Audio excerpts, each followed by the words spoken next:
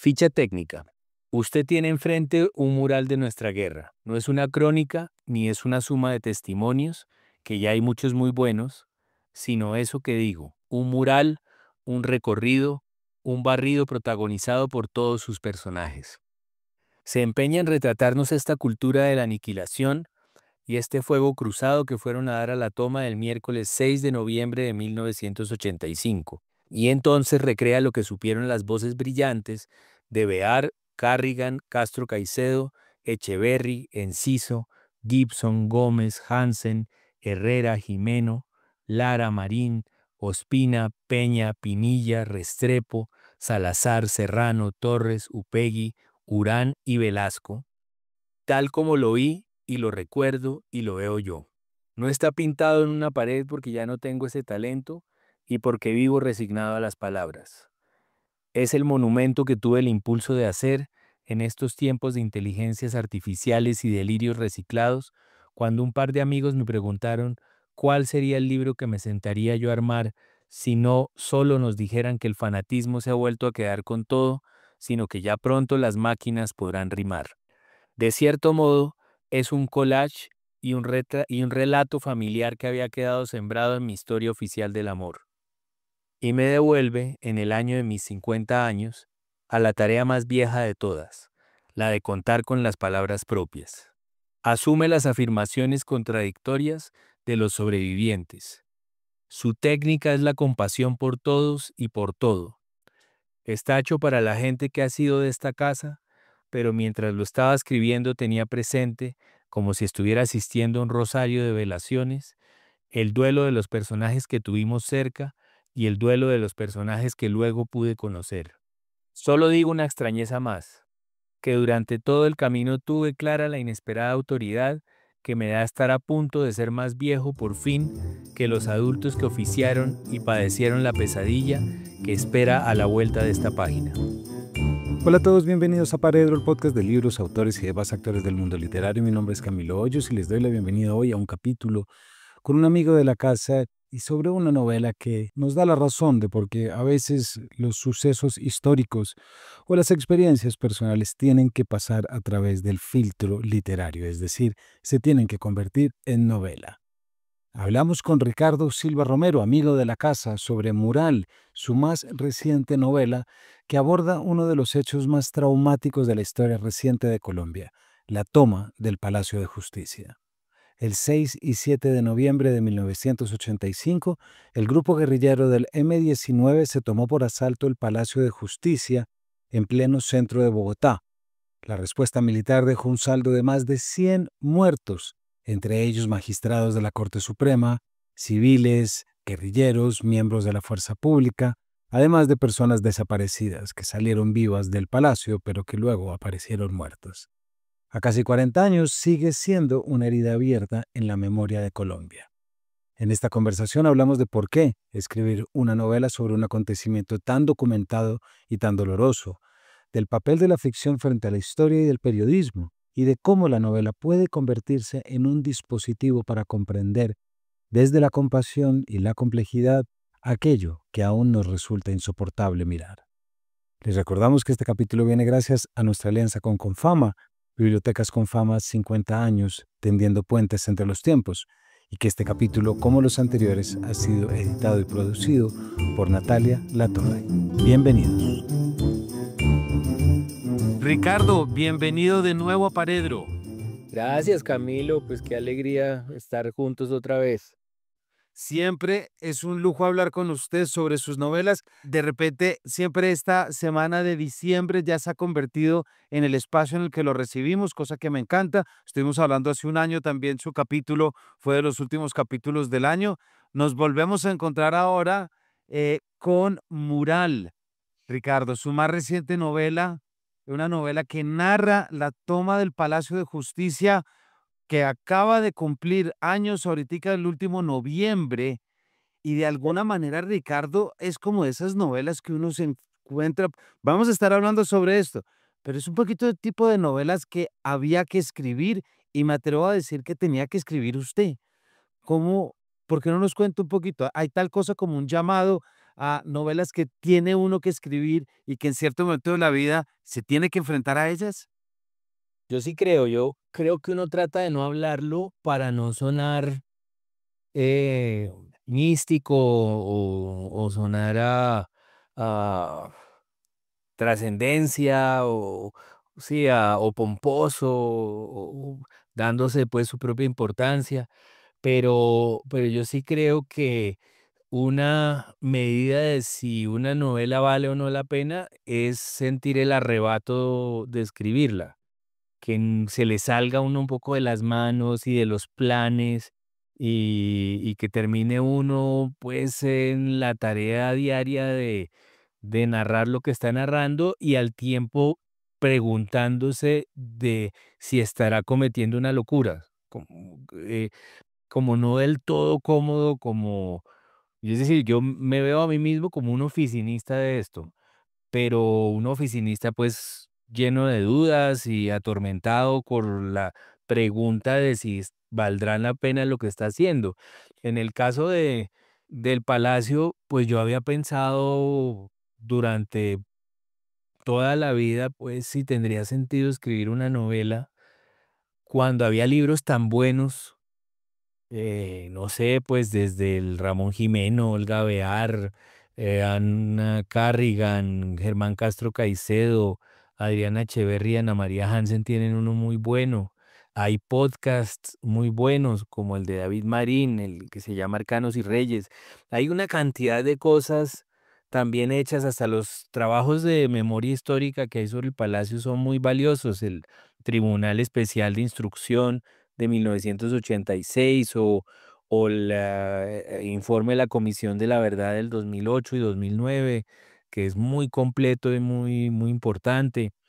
Eh, y entonces dudaba, hay una novela de Marta Orrantia que es una buena novela, em, dudaba mucho de qué le podía uno sumar a semejante tradición ya del testimonio, de la memoria, de la crónica de Colombia.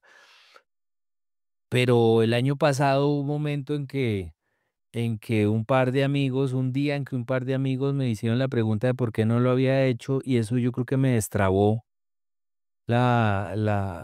el impulso de hacerlo, como que me obligó a hacerlo de una manera muy, pues muy racional, me imagino. Y terminé metido en eso. Apenas me dijeron los dos que por qué no lo había hecho, di con la manera de hacerlo, que era que quizás lo que me faltaba, que es ese juego como con las convenciones de los guiones cinematográficos, que, que pues es claro, es un truco y es un truco de la ficción y es un truco de la novela, pero fue lo que me destrabó el camino para sentir, bueno, sé cómo hacerlo y sé qué es lo que voy a hacer y creo que sí se le puede sumar a esa tradición de libros sobre el palacio. Creo que ese par de amigos son Alejandro Gaviria y José Luis Ramírez, me Exacto, parece, son ellos. que están en los agradecimientos y usted lo dice textualmente, gracias por la pregunta de por qué no he escrito esto.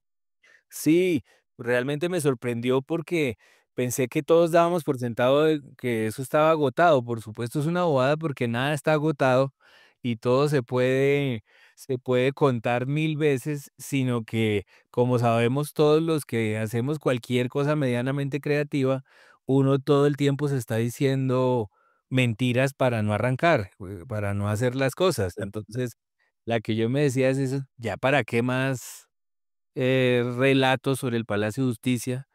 Y no, pues sí, caí en cuenta de la clase de libro que quería hacer. Se llama mural porque eso es lo que es un mural literario. Y eso también me destrabó la idea, sentir que no tenía que construirle el drama a ningún protagonista, sino ir persona por persona desde el principio hasta el final de esa historia. Yo siento, Ricardo, que aquí hay mejor dicho, aquí me encuentro frente a una doble, hay dos caminos que puedo continuar preguntándole, porque Sí.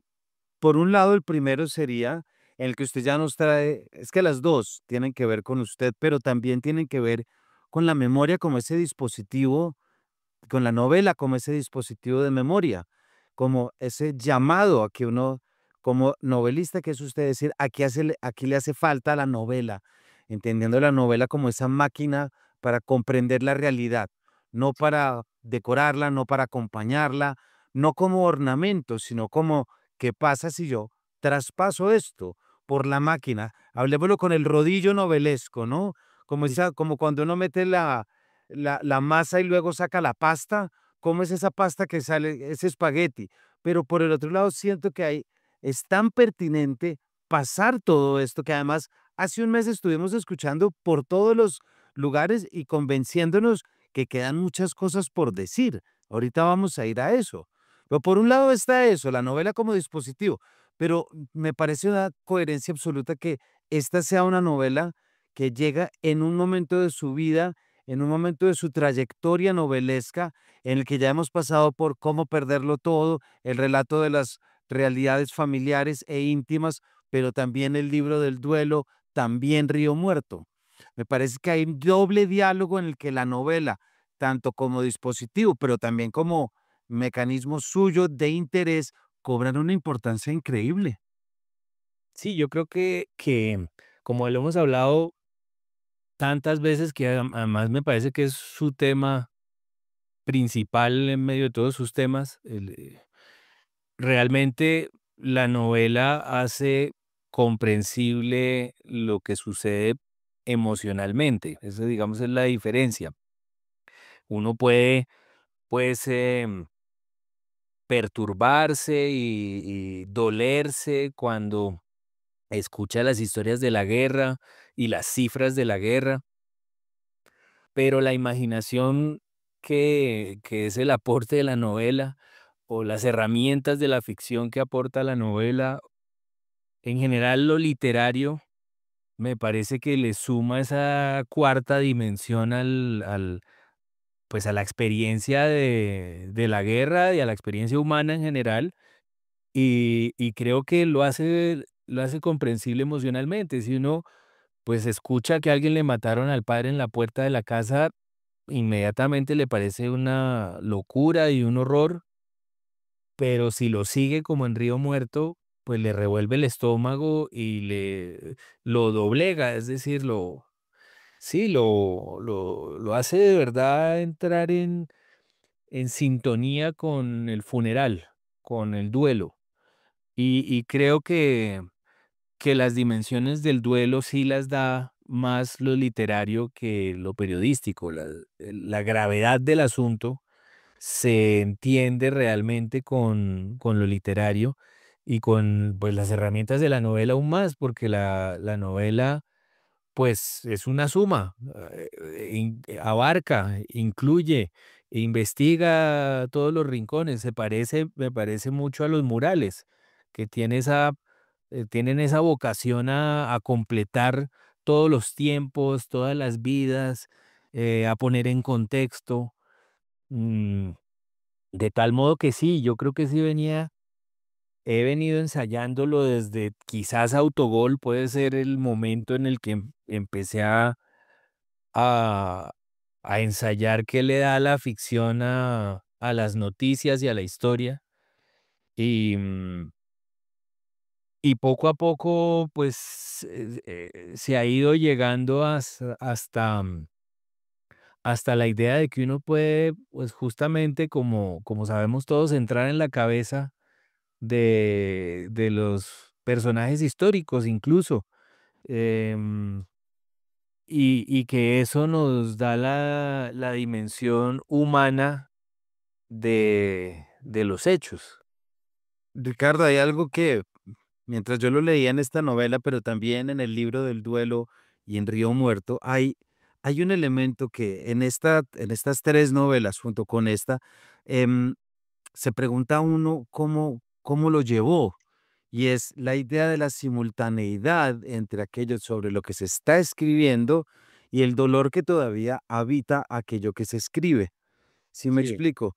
es Normalmente puede haber unos plazos, pensemos, una reescritura de la conquista, una reescritura del Tratado de Neerlandia, de la Guerra Civil, pero estos son elementos y son cosas actuales. Es sí, decir, Ahorita con 40 años volvieron a salir temas. Está la familia Gaona que solicitó el cambio y tuvo esto en el consejo por la película. Está toda mucha gente que sobrevivió a las torturas en la casa del florero, muchos hijos que todavía no han encontrado. ¿Cómo juega la escritura literaria cuando uno decide tomar, Ricardo, un tema que todavía es tan espinoso, que todavía tiene tanta cosa y tanto delirio emocional, precisamente por esas respuestas que no se han dado y que no se han dicho?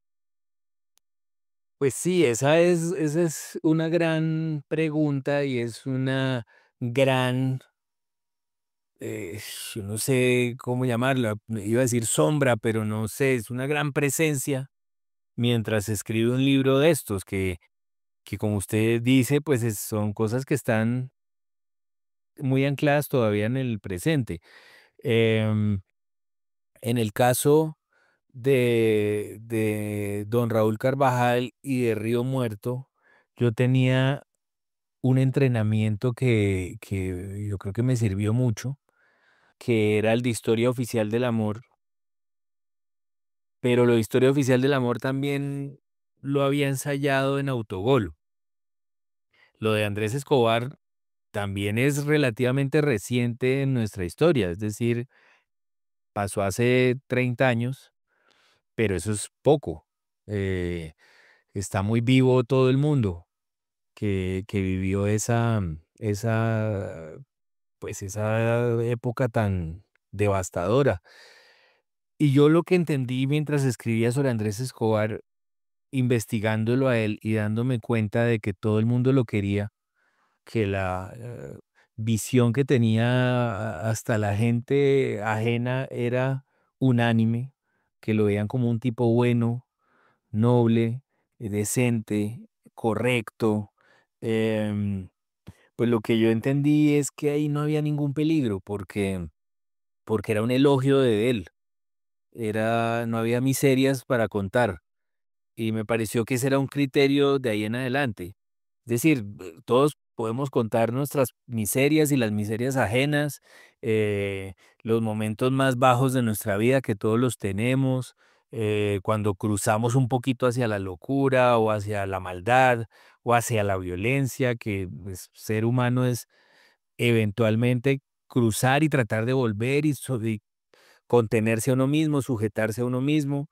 Es decir, todo eso se puede contar, pero cuando uno está contando una vida ajena de alguien real, yo creo que es un buen criterio no contar miserias. Quiero decir, no mentir, no falsear, contar los hechos, pero no ponerse pues en la tarea eh, de arruinar una vida que no se puede defender. Em, Porque son personas, por ejemplo, que han sido asesinadas o gente, pues, que está en desigualdad de condiciones con el narrador de un libro. Es decir, que ya cuando alguien lo han narrado, ¿cómo se defiende? Entonces, yo he tratado de tener el criterio de la compasión y el amor por los personajes. Y en Historia Oficial del Amor, pues, que también uno podría contar mezquindades y barbaridades de miembros de la familia, pues a mí me pareció que bastaba con contar los hechos dolorosos y los errores de la familia. No se trata, quiero aclarar, de volver mito a nadie, pero de contarlos como son, de contar sus hechos y sus momentos de la vida sin usarlos para uno probar puntos, sin usar personajes reales para uno decir lo que quiere decir, que yo creo que es el error en el caso de la película de Noviembre, que me parece una película valiosa, una idea muy osada y con momentos muy brillantes, pero claro, uno tiene que tener cuidado de ver qué dicen esos personajes y qué los está poniendo a decir y cómo los está graduando por ejemplo, gente conservadora o de derecha o gente de izquierda. Hay que tener, pues, cierta intuición al respecto. A mí, repito, la película me pareció muy chévere y yo creo que el, el destino de una obra artística no lo puede resolver una corte, sino su público. Claro. Entonces, eso me parece equivocado como se manejó. Pero pensando en eso, en lidiar con personajes reales, con personajes que uno tiene relativamente cerca, que tienen familiares, que tienen puntos de vista, que son discutibles, yo creo que en ese caso el criterio que hay que usar es la compasión. Don Raúl, pues era un tipo con ataques de mal genio, por ejemplo, eso está en el libro, que cometió errores, eso está en el libro, pero uno poner a don Raúl a,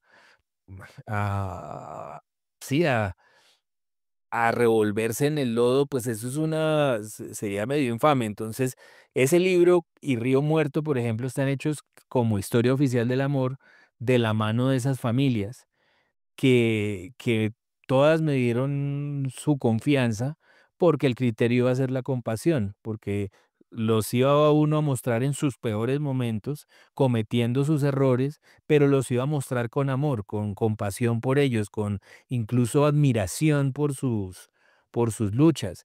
Y ese es el criterio de Mural, es el mismo. Ahí hasta la gente que en teoría uno por ser de una familia progresista o liberal de izquierda o como uno la quiera llamar, la gente que en teoría uno podría reducir en el mural como la gente del ejército, pues también está vista con compasión y tratando en la medida de lo posible de comprender sus experiencias, sus razones para hacer lo que están haciendo, sin dejar de contar lo que hicieron, que ese es el punto. Es decir la verdad, pero sin odio por los personajes, más bien con amor por los personajes, así hayan obrado lo peor que se puede obrar en el mundo. Es muy interesante esto, Ricardo, porque normalmente la gente pensaría que cuando se adopta el principio de la empatía y la compasión, se está simplificando y se está siendo complaciente cuando yo creo que es precisamente lo contrario.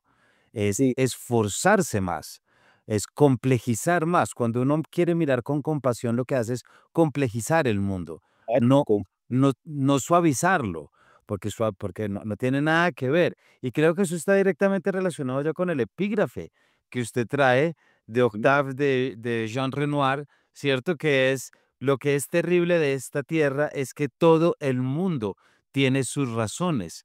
Creo que nos acaba de decir por qué asumir la estrategia del mural para poder hacer un relato en el que todo el mundo tiene su razón. No es la mirada periscópica, no es la mirada centralizada, sino es ver el todo y ver cómo en el todo cada uno carga con su razón y con su versión de la verdad. totalmente, esa era la idea. El libro se llama como se llama y tiene el epígrafe que tiene, porque está advirtiendo tanto el método como la vocación que tiene, y es pues acercarse a la gente con compasión, que como usted dice, no es una vocación a la permisividad o sí, a la, a, a la impunidad, sino una vocación a confundirnos. Es terrible que todo el mundo tenga sus razones y pensarlo nos confunde a todos. Es decir, toda esa gente que está en el Palacio de Justicia está haciendo lo que cree que tiene que hacer. Ahí no hay gente que esté pensando que está orando mal. Y yo creo que eso es importante pensarlo porque nos desmonta los delirios en los que es tan fácil vivir. Uno mismo ha tenido momentos en la vida en los que le ha parecido que el que piense lo contrario o es un idiota o es un villano. Y yo creo que ya cuando uno cumple 50 tiene que desmontarse las películas y darse cuenta que todo es tan complicado, tan matizado, tan extraño, y hay que, yo desde que empecé ya a, a darme cuenta que ha cruzado una línea en la calvicie y, y que era tarde para ponerse injertos de pelo o para andar con sombrero o con cachucha porque era indigno, eh, me di cuenta de que realmente era muy jodida la vida para todo el mundo, muy dolorosa, muy extraña, muy difícil de entender y que realmente una frase posible es pobres todos en esta vida que a veces lo lleva a uno por unos lados con los que uno no cuenta y para los que no está preparado. Y eso me parecía realmente lo más interesante de la historia, es decir, y del mural, era otra cosa que justificaba la escritura, porque, digamos, las denuncias están hechas por el periodismo, las denuncias de lo que pasó, de el ocultamiento de pruebas, de los desaparecidos, de, pues, la barbarie allá adentro, eso está dicho, está incluso fallado. El Consejo de Estado, la Corte Interamericana de Derechos Humanos ha fallado contra el Estado colombiano, o sea, eso está resuelto entre comillas. Por supuesto, nunca va a ser satisfactorio luego de semejante barbarie lo que se ha fallado, las sentencias que hay, pues es muy difícil que eso sea satisfactorio después de semejante horror. Pero, pero hay una denuncia que es literaria, que no es periodística y que también justifica el libro, que es lo fácil que es para una persona como cualquiera de nosotros asumir que tiene que matar a otras porque toca, porque es una guerra, porque es una batalla, porque es lo que se está defendiendo. Ver a estos muchachos de la guerrilla de 17, 18 años defendiendo el legado de Uribe Uribe o de Simón Bolívar. A mí me parece un delirio a los 50 años. Quizás si todavía yo tuviera 17 y como a los 17 uno se siente tan sabio y tan viejo y tan cerca al abismo, pues quizás lo vería con alguna lógica, pero a los 50 ver a un muchacho gritando que va a completar la tarea de Uribe Uribe, pues me parece delirante. O del otro lado, unos soldaditos absolutamente patriotas y orgullosos de ser soldados de la República de Colombia, seguros de que están salvando esta democracia con, con lanzallamas. Eso es una salvajada que, sin embargo, en esas cabezas, pues está justificada. Y entonces esa es la denuncia que es más literaria, como la capacidad que tenemos del mal, de, de atar nuestras identidades a abstracciones como Bolívar, Uribe Uribe, la patria, la nación, eh, para acabar incendiándolo todo. Esa capacidad es común en el mundo entero, en todos los países, y es eso, atar la identidad a la abstracción, que quizás es una definición posible del mal. Cuando uno ya se le entrega la abstracción a la teoría y todo lo justifica desde allí, yo creo que uno está muy cerca de lo que se ha llamado el mal. Claro que sí, ahí está ese famoso grito, salvando la patria. Eso es lo que estamos haciendo acá. Para nuestra audiencia, estamos hablando con Ricardo Silva Romero, amigo de esta casa, sobre su más reciente novela Mural, sobre un tema que muchos aquí en Colombia estuvimos leyendo y recordando como lo es la toma del Palacio de Justicia. Recuerden que este capítulo viene gracias a nuestra alianza con Confama, Bibliotecas Confama, 50 años tendiendo puentes entre los tiempos.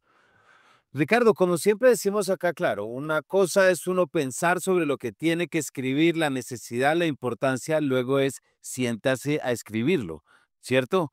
Luego es materialícelo. Entonces, ¿qué le parece si en esta segunda parte nos concentramos un poquito ahí? Yo le decía ahorita, hay unos elementos estructurales que a mí me sonaron mucho a Alpe de West, su anterior novela en la que coge toda una etapa y se narra minuto por minuto. Aquí estamos viendo todo lo que ocurre durante 2 días, yendo y viniendo. El libro se mueve entre una, digamos, como que correspondencia entre una crónica, una rigurosa crónica periodística, pero al mismo tiempo el componente novelesco que ya se mete dentro de los personajes. ¿Cómo se traza esa línea, Ricardo? ¿Cómo la trazó? ¿En qué momento supo usted cuándo voy a salirme de esto periodístico para meterme a entender el destino y las motivaciones, como decíamos ahora, de los personajes?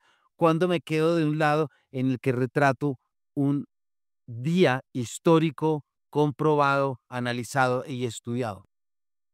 Pues yo creo que es muy afortunada y no la había hecho yo, o sea, que usted es el que trae la fortuna, la comparación con Alpe d'Huez y es la intención de reconstruir paso por paso, minuto por minuto, en el caso de Alpe d'Huez, kilómetro por kilómetro, una etapa de ciclismo, pero en este caso la reconstrucción de la toma del palacio desde el miércoles 6 a media mañana hasta el jueves 7 más o menos hacia la mitad de la tarde.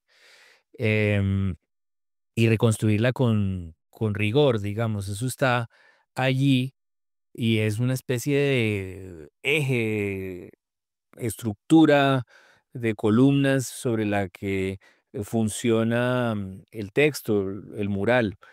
Yo creo que es algo que, que yo he venido también ensayando, y que parte de una pregunta que es muy simple y que es la que reúne a todos los ficcionadores del mundo, desde quienes hacen canciones hasta quienes hacen novelas, películas, series. Es la pregunta de cómo hago para que la gente no se aburra o cómo hago para que la gente termine lo que empezó, para que vaya de la orilla del comienzo a la orilla del final y se deje arrastrar por la historia, o por el libro o por el mural o por lo que sea.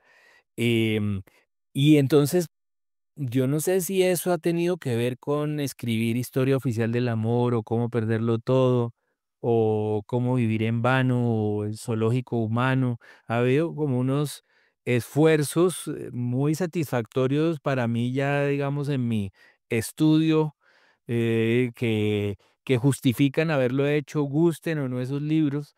Y es la pregunta de cómo se hace para que alguien se lea 700 páginas sin un protagonista. Si uno está cambiando de protagonista todo el tiempo, o de hechos, o de lugares, o si hay algo como una historia múltiple, ¿cómo se dice eso? Plural, de coral, como cómo perderlo todo, que pues sí tiene un personaje central, el profesor Pizarro, pero eso va yéndose por un lado, por el otro. Lo mismo es como Vivir en Vano, que es la continuación. Y Zoológico Humano son 8 tramas que van alternándose. Y lo mismo, pues uno puede decir en una que se llama El Espantapájaros, una novela que cuenta una masacre que escribí hace un buen tiempo.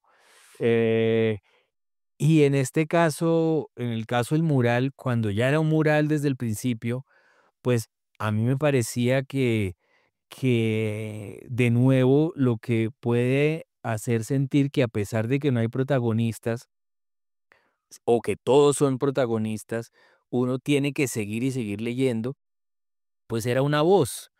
Y esta voz juega a que está siendo un guión y está proponiéndole al lector que lo ponga en escena. Y siempre que el lector pueda estarse perdiendo, vuelve a decir plano general de tal cosa, plano cenital, contrapicado, traveling, suma tal cosa, primerísimo primer plano a tal cosa. Esa voz que está proponiendo un guión irrealizable, es decir, eso no se puede volver una serie ni una película, pero sí en la cabeza de cada quien. Esa estrategia nos va llevando del principio al final y yo creo que nos compromete como lectores con lo que está pasando. Es decir, estamos obligados a ver, es lo que nos está diciendo ese truco narrativo. Pero además vamos a ver incluso lo que está pasando por dentro de esta gente. Eh, no está dicho, pero podría haberse dicho primer plano de lo que está sintiendo esta persona. Pero también a veces nos involucra y decimos, y hay unas acotaciones como sentimos el dolor de estas personas o el calor que está haciendo allá adentro. Nos está llamando a comprometernos con eso que está sucediendo en ese mural. Entonces, claro, ahí hay intuiciones, pero también hay una estructura por la que se la está jugando el texto, que es pues esa búsqueda de una puesta en escena que hace el lector. Y esa puesta en escena, a diferencia de lo que haría una serie, una película o un director de audiovisual, pues eso incluye ir al fondo, como sucede, como hemos estado hablando en la literatura, ir al fondo del corazón o del alma o del espíritu, lo que uno quiera decir, la cuarta dimensión de la realidad como lector, a la parte invisible de todos, pues también ese guión tiene ese llamado extra. Y aquí hay algo dentro de este libreto y este guión y mural. Primero, que no hay extras. Eso es fundamental porque así ocurre con un mural. Un mural representa eso, no es un retrato que haya gente detrás, sino que un mural todo el mundo está en el primer plano. Pero ahí hay un par de personajes y sobre todo hay uno que es imposible no preguntarle. La última vez que hablamos sobre el libro del duelo, yo le pregunté cómo había sido la experiencia de escribir sobre Álvaro Uribe, en el encuentro de Carvajal, por ejemplo, en el Ubérrimo. Y acá usted trae un personaje que es fundamental, como lo es Belisario Betancur. Cierto. Y además un personaje en el que también cuando usted lo va a caracterizar, digo usted, o cuando alguien lo va a caracterizar, pues tiene mucha cosa en contra. Sí, También carga con una historia previa, ya está muerto, ya falleció, no podrá defenderse. Muchos creímos que iba a tener algún libro a publicarse al día siguiente. Vamos a ver si se cumplen unos años más para que lo podamos ver. ¿Cómo fue la experiencia de tomar un personaje histórico de esta relevancia y mostrarlo como usted nos lo muestra? Porque creo que tiene mucho que ver con el epígrafe y con todo lo que nos ha hablado también de la empatía y la compasión.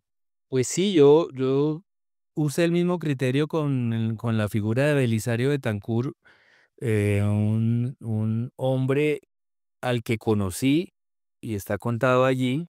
Estuve con él unas 3 o 4 veces y hablé con él, y realmente hablé con él años después de haber, tenido una idea muy simple sobre él. Es decir, como mi familia, repito, era liberal de izquierda, pues Belisario era un hombre que venía del laureanismo, del partido conservador más disciplinado, y tenía también una parte progresista y una necesidad de hacer la paz en Colombia que era muy parecida a la que había descubierto Álvaro Gómez con el paso del tiempo. Eran unos hombres que habían entendido que su legado tenía que ser de paz, luego de haber pasado por la guerra bipartidista con mucha convicción.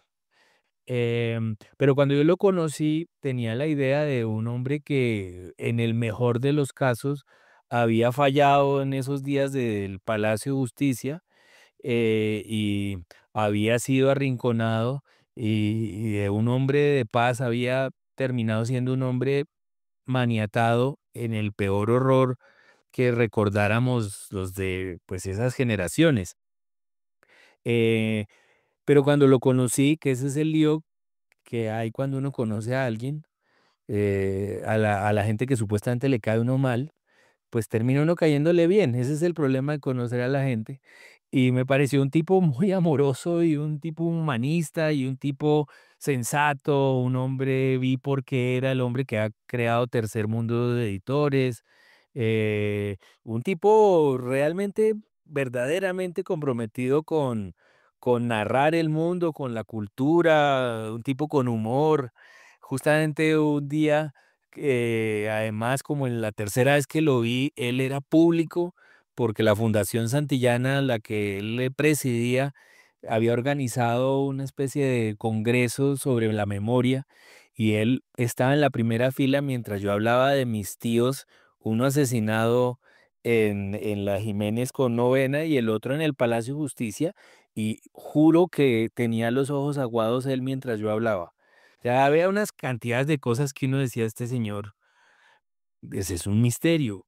Yo traté de acercarme a él aquí con esa compasión, sin perder de vista, eso sí, que era un conservador disciplinado y un laureanista convencido, y creo que eso es lo que debe haber quedado en el mural, la historia de un hombre lleno de contradicciones, con un pasado muy fuerte, pero ese presente de 1985 muy diferente, y con un hombre que a uno le cuesta entenderlo porque pues hoy en día estamos hablando por las pantallas y tenemos 500 canales y en Instagram nos dicen qué tenemos que hacer, es otro mundo, mejor dicho. Y es muy difícil entender que ese hombre pensaba que una cosa era Belisario y otra cosa el presidente de la República. Y creo que esa es la clave para entenderlo a él esos 2 días. Yo no creo que él estuviera amarrado, maniatado, arrinconado por el ejército. Yo creo que el ejército se metió antes de consultar y falló allí, pero yo creo que él estaba de acuerdo con que no había otra manera. Yo creo que Belisario pensaba que era terrible lo que estaba pasando, pero el presidente de la República, Betancur, pensaba que era lo que había que hacer porque no podíamos sacrificar la democracia y le pareció que lamentablemente era lo que tocaba hacer lo que hizo el ejército. Dicho esto, tampoco nadie entendía, ni el mismo ejército, lo que estaba pasando, porque también allí estaba el DAS, la policía, colados. Eso era un desastre. A veces la gente piensa que el ejército hizo ese plan durante años para encerrar al M-19 y quemarlos a todos, pero eso no tiene ni pies ni cabeza, porque la toma era un desastre. Se supone que eran 64 guerrilleros, terminaron siendo 30 y pico, pero además 6 se quedaron por fuera que eran definitivos. Entonces, desde que entró la guerrilla tenía perdida esa batalla y tampoco entendían qué estaban haciendo. En el ejército se metieron allá sin pensarlo. Entonces, ni los generales tan, tan envilecidos por los observadores, ni siquiera tenían del todo claro qué estaba pasando allá. Y todo es un desastre y todo es más bien, por eso digo yo que esa es la denuncia, prueba de que lo humano está siempre a un paso de regodearse en la violencia y de resignarse a la violencia. Y el, bueno, el caso de Belisario es ese, es el caso de un hombre que creía que él no era el llamado a imponérsele a la presidencia de la República, sino que era la presidencia la que lo dominaba a él. Mire qué increíble, Ricardo, además esta respuesta que nos da, porque pues es donde sale ya la necesidad o digámoslo más bien lo provechoso que puede resultar siendo abordar un tema histórico con documentación, con investigación judicial, lo que querramos, pero desde la perspectiva literaria. Y eso, Ricardo, ya para cerrar que se nos acabó el tiempo, cuando uno charla bueno siempre se pasa muy rápido, pero hay una pregunta que no puedo dejar de hacerle. Luego de escribir la novela, luego de terminarla, de haber pasado, ¿qué sabe de esos 2 días que no supiera antes? Es decir, ¿la ficción le dejó alguna respuesta que no tuviera previamente? Sí, sí, yo aprendí un montón de cosas. Pues yo tenía todos esos libros de Ramón Jimeno, de Olga Bear, de Ana Carrigan, de Castro Caicedo, los que he comentado. Y entonces, pues tenía información y estaba al tanto de todo lo que había pasado, pero ya metiéndome en archivos y en expedientes y en todo esto, pues hay una cosa que a mí me impresiona y es que la historia sí se sabe desde el 86. Hay un tribunal eh, que es el Tribunal Especial, que claro, tiene un sesgo más bien a favor del Estado y porque está hecho desde el gobierno, pero también cuenta todo de una manera tan cándida eh, que desde el principio es claro que todo es una barbaridad. Ahí no hay una partido de ajedrez que se esté jugando. Ahí lo que hay es un reguero como el señor de las moscas, como cuando eh, el ser humano siente que Dios no está mirando y que tiene el permiso para obrar y está justificado, tiene como una licencia para el horror durante unas horas. Y eso, pues ha pasado en la historia de la humanidad muchas veces. También hay cosas puntuales que aprendí, como, bueno, Noemí Sanín, la ministra de Comunicaciones, sí llamó a todos los medios a decirle, oiga, no cuenten esto porque se nos va a armar un error, y si quieren decir que es censura, pues es censura, pero ella, por ejemplo, no mandó a poner el partido de fútbol, que es algo que ha pasado a la historia, como que ella mandó a poner un partido de fútbol para engañar a la gente, lo cual además, si uno lo piensa, no tiene mucho sentido. La gente pues nos iba a dejar engañar por un partido de fútbol, todo el mundo sabía qué estaba pasando. Hay mucho mito, según la posición en la que uno esté, más 40 años después, cuando esta historia del palacio se ha usado políticamente de una manera vergonzosas. Todo el mundo lo ha usado para envilecer al que considera el enemigo, y realmente, si uno los mira a todos, pues vuelve al epígrafe de Mural, que es todos tenían sus razones, todos son seres humanos. Yo creo que pocos allí querían que eso fuera semejante salvajada, y sin embargo, todos entregados a su abstracción y a sus razones terminaron oficiando pues un infierno que dice mucho de lo que tenemos por dentro y de nuestra incapacidad para sujetarnos a nosotros mismos, de contenernos, de canalizar nuestras violencias de modo tal que no se le riegue la violencia encima a los que tenemos cerca, ni lejos, pues. Pues Ricardo, creo que con eso que acaba de decir y ese descubrimiento, pues es en gran medida, ya lo decía usted, como un tema que aquí en la casa nos interesa mucho y es cómo la novela precisamente nos permite a través de su artificio, de su dispositivo y de su estructura comprender aquello que muchas veces la realidad y los impulsos de la realidad y las necesidades de creer ciertas cosas, pues no nos permite esa tranquilidad o esa pausa que confiere la lectura literaria para, como usted nos ha mostrado, entender las cosas desde sus propias complejidades. Para la audiencia hemos estado hablando con Ricardo Silva Romero sobre Mural, su más reciente novela publicada en Alfaguara, que tiene que ser a estas alturas uno de esos libros que ustedes elijan para regalar porque es una lectura fundamental, no solamente para los que les gusta la buena literatura, sino para aquellos que quieren entender mejor la historia y aquello que se conmemoró en este 2025 que cierra. Ricardo, muchísimas gracias como siempre por habernos acompañado. Don Camilo, muchas gracias siempre a usted que hace el podcast que necesitamos todos. No, hombre, muchísimas gracias. Y bueno, gracias por acompañar. Ya saben qué hacer y nos vemos en una próxima edición de este Paredro.